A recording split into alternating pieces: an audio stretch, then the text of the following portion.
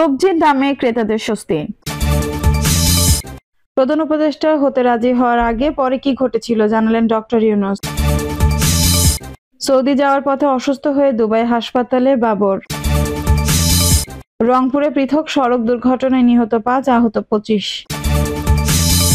এবং সর্বশেষ জানাবো তাপমাত্রা নিয়ে যে বার্তা দিল আবহাওয়া অফিস। দর্শক শুনছিলেন সংবাদ শিরোনাম, এখন বিস্তারিত। সবজির দামে ক্রেতাদের স্বস্তি।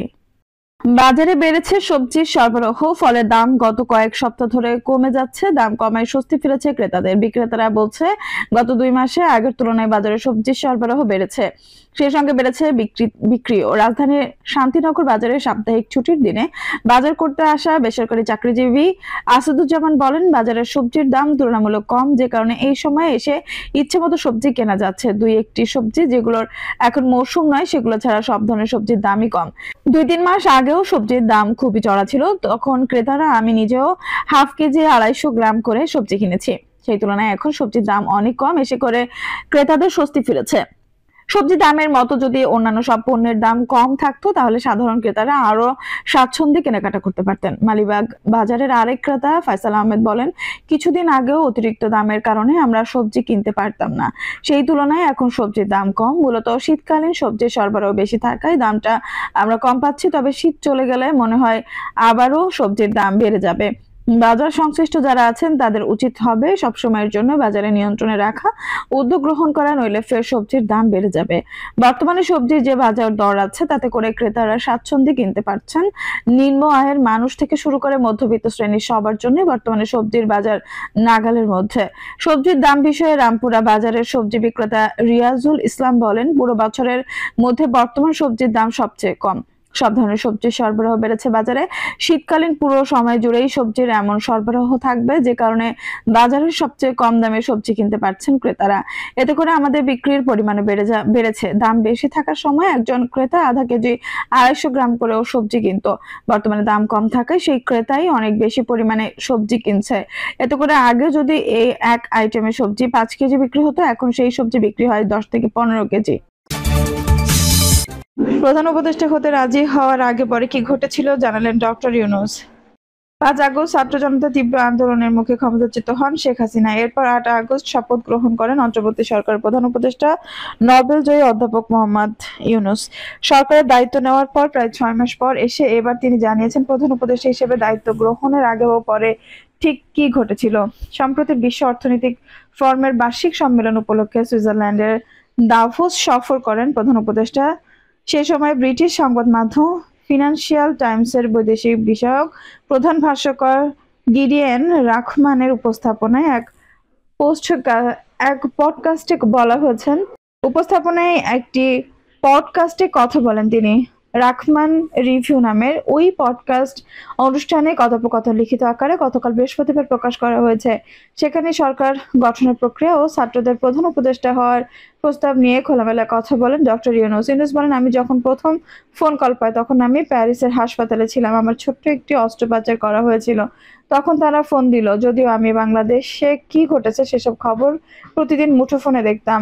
তখন তারা বলল, তিনি শেখ হাসিনা চলে গেছেন, এখন আমাদের সরকার গঠন করতে হবে, দয়া করে আমাদের জন্য সরকার গঠন করুন। আমি বলেছিলাম, না, আমি সেই ব্যক্তি নই, আমি এর কিছুই জানি না, আমি এর সঙ্গে যুক্ত হতেও চাই না। কারা আপনার সঙ্গে যোগাযোগ করেছিল? এমন প্রশ্নের জবাবে অধ্যাপক ইউনূস বলেন, শিক্ষার্থীরা। আমি তাদের কাউকেই চিনতাম না, কখনো তাদের সম্পর্কে শুনিনি, কাজেই আমি তাদের বিকল্প কাউকে খোঁজার বিষয়ে বোঝানোর চেষ্টা করছিলাম। তাদের বলেছিলাম, বাংলাদেশে অনেক ভালো নেতা আছেন, তোমরা তাদের খুঁজে নাও। তারা বলেছিল, না না না, আপনাকেই থাকতে হবে, আমরা কাউকে পাইনি। আমি বলেছিলাম, জোরালো চেষ্টা করো। তারা বললো, আমাদের হাতে পর্যাপ্ত সময় নেই। তখন বলেছিলাম, অন্তত একটা দিন চেষ্টা তো করো, না পেলে 24 ঘন্টা পর আমাকে আবার ফোন করো। অধ্যাপক ইউনূস বলেন, তারা ছাত্রনেতারা আমাকে আবারও ফোন করলো, বললো, আমরা অনেক চেষ্টা করেছি কিন্তু সম্ভব হয়নি, আপনাকে অবশ্যই দেশে ফিরতে হবে। শেষ পর্যন্ত আমি বললাম, দেখো, তোমরা রাজপথে জীবন দিয়েছো, প্রচুর রক্তক্ষয় হয়েছে, তোমরা সম্মুখ সারিতে আছো, যেহেতু তোমরা এসব করতে পেরেছো, এখন ইচ্ছে না থাকলেও তোমাদের জন্য আমারও কিছু করা উচিত, আর এটাই সেই সময় সরকার সংস্কার করতে হবে, আমি রাজি, তোমরা কি একমত? তারা আর কোনো কথা বলেনি। সেই দিনের অভিজ্ঞতা জানাতে গিয়ে অধ্যাপক ইউনূস বলেন, ঘন্টা 2 পর হাসপাতালে একজন নার্স এলেন, তিনি আমাকে একটি ফুলের তোড়া উপহার দিলেন। আমি বললাম, এটা কেন? তখন ওই নার্স বললেন, আপনি বাংলাদেশের প্রধানমন্ত্রী, আমরা এটা জানতাম না। আমি বললাম, এটা আপনি কোথা থেকে জানলেন? তখন তিনি বললেন, সব গণমাধ্যমে, সব টেলিভিশনে সংবাদ প্রচার হচ্ছে আপনি বাংলাদেশের প্রধানমন্ত্রী। আমি বললাম, আমি আপনার কাছ থেকে এটা জানলাম। অধ্যাপক ইউনূস বলেন, এর ঘন্টা দুয়েক পর ওই বোর্ড সদস্যরা সহ হাসপাতালের প্রধান আসেন। তারা ফুলে তোড়া দিয়ে নতুন প্রধানমন্ত্রী হিসেবে আমাকে শুভেচ্ছা জানান। সঙ্গে এটাও বলেন যে বিকালের আগে আমাকে হাসপাতাল ছাড়ার বিষয়ে অনুমতি দেওয়া হবে না।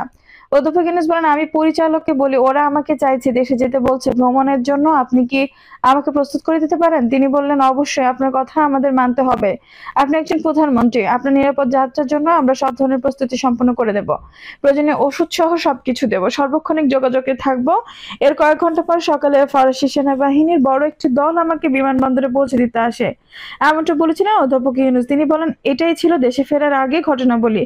পুরো জাতি আমার ফেরার উড়োজাহাজের অপেক্ষায় ছিল। বাণিজ্যিক উড়োজাহাজে যাত্রা করেছিলাম। তখন তারা ছাত্রনেতারা নতুন সরকারের রূপরেখা দাঁড় করিয়ে ফেলেছে। আমি বিমানবন্দর থেকে জাতির সামনে ভাষণ দিলাম, সবাইকে ধৈর্য, শান্ত, একতা বজায় রাখতে বললাম। এটাই ছিল পুরো ঘটনার শুরু। সৌদি যাওয়ার পথে অসুস্থ হয়ে দুবাই হাসপাতালে বাবর। পবিত্র ওমরাহ পালনের উদ্দেশ্যে সৌদি আরব যাওয়ার পথে বিমানে শ্বাসকষ্টের কারণে গুরুতর অসুস্থ হয়ে পড়লে বিএনপি নেতা সাবেক স্বরাষ্ট্র প্রতিমন্ত্রী লুৎফুজ্জামান বাবরকে দুবাইয়ের একটি হাসপাতালে ভর্তি করা হয়েছে। তার একান্ত সহকারী মির্জা হায়দার আলী গণমাধ্যমকে তথ্য জানান। তিনি বলেন, স্যার, ঢাকা থেকে মদিনার উদ্দেশ্যে যাত্রাপথে বিমানে এমিরেটস এয়ারলাইন্স হঠাৎ প্রচন্ড শ্বাসকষ্ট অসুস্থ হয়ে পড়লে দুবাইতে অবতরণের পরে দ্রুত বিমানবন্দরের কাছে একটি ক্লিনিকে নেওয়া হয়। সেখানকার চিকিৎসকরা পরীক্ষা নিরীক্ষা করে তাকে হাসপাতালে ভর্তির পরামর্শ দেন। তিনি আরো বলেন, এখন স্যার দুবাইয়ের একটি হাসপাতালে ভর্তি আছেন। চিকিৎসকদের নিবিড় পর্যবেক্ষণে তার চিকিৎসা চলছে। হায়দার জানান, লুৎফুজ্জামান বাবরের পাশে তার বড় ছেলেও রয়েছেন। বৃহস্পতিবার 30 জানুয়ারি সন্ধ্যা 6টায় এমিরেটস এয়ারলাইন্সের বিমানে বড় ছেলে লাবিব ইবনে জামানকে সঙ্গে নিয়ে বাবর মদিনার উদ্দেশ্যে রওনা হন। এর কয়েক ঘন্টা আগে আরেকটি ফ্লাইটে লুৎফুজ্জামান বাবরের সহধর্মিণী সহ পরিবারের অন্য সদস্যরা মদিনার উদ্দেশ্যে রওনা হয়েছিলেন। তারা মদিনা পৌঁছানোর পর জানতে পারেন লুৎফুজ্জামান বাবর অসুস্থ হয়ে দুবাইয়ের একটি হাসপাতালে ভর্তি হয়েছেন। পবিত্র ওমরাহ পালনের উদ্দেশ্যে বাবর তার পরিবারকে নিয়ে প্রথমে মদিনা, এরপর মক্কায় ওমরাহ পালনের কথা ছিল। পরিবারের সদস্যরা লুৎফুজ্জামান বাবরের আশু আরোগ্য কামনায় দেশবাসী এবং দেশের নেতাকর্মীদের কাছে দোয়া চেয়েছেন। রংপুরে পৃথক সড়ক দুর্ঘটনা, নিহত 5, আহত 25। রংপুর পৃথক 3 সড়ক দুর্ঘটনায় 5 জন নিহতের খবর পাওয়া গেছে। দুর্ঘটনায় আহত হয়েছেন কমপক্ষে 25 জন। আজ শুক্রবার 31 জানুয়ারি সকালে পৃথক পৃথক স্থানে এই 3টি মর্মান্তিক সড়ক ঘটনা ঘটে। তবে নিহতদের নাম পরিচয় এখনো জানা যায়নি। রংপুর মেট্রোপলিটন মাহিগঞ্জ থানার ওসি আব্দুল কুদ্দুস জানান, লুৎফর নগরীর সাতমাথা চায়না টুকি নবদিগঞ্জ বাজারে আজ শুক্র সকাল 10টার দিকে কুড়িগ্রামগামী নৈশ কোচ পাবেল এক্সপ্রেস এবং কাউনিয়া থেকে ছেড়ে আসা মাহিন্দ্রার মুখোমুখি সংঘর্ষে ঘটনাস্থলে মাহিন্দ্রার 3 যাত্রী নিহত হন আর 4 জন গুরুতর আহত হন।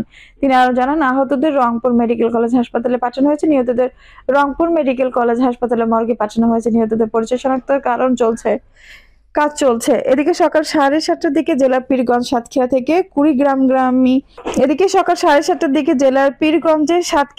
কুড়িগ্রামগামী বাসে অপর একটি বাসের ধাক্কায় 1 জন নিহত হন। আহত হন আরো 21 জন। বীরগঞ্জ উপজেলার রংপুর ঢাকা মহাসড়কের বড় দরগাহ হয়েও ফাঁড়ি থানার সামনে এই দুর্ঘটনাটি ঘটে। অপরদিকে শহরের নজিরের হাট এলাকায় বাসের ধাক্কায় 1 জন পথচারী নিহত হন। ঘটনার সত্যতা নিশ্চিত করে রংপুর জেলা পুলিশ সুপার আবু সাইম বলেন, ঘন কুয়াশার কারণে এই সড়ক দুর্ঘটনাগুলো ঘটেছে। চালকদের সতর্ক করার হলেও চালকরা বেপরোয়া গাড়ি চালানোর কারণে এই মর্মান্তিক দুর্ঘটনাগুলো ঘটছে। দর্শক, এই ছিল এখনকার সর্বশেষ সংবাদ। নিউজটি ভালো লাগলে অবশ্যই একটা লাইক দিন, কমেন্টে আপনার মূল্যবান মতামত জানান। সবসময় আমাদের পাশে থাকতে সাবস্ক্রাইব করে বেল বাটনটি অন করে রাখুন। ধন্যবাদ।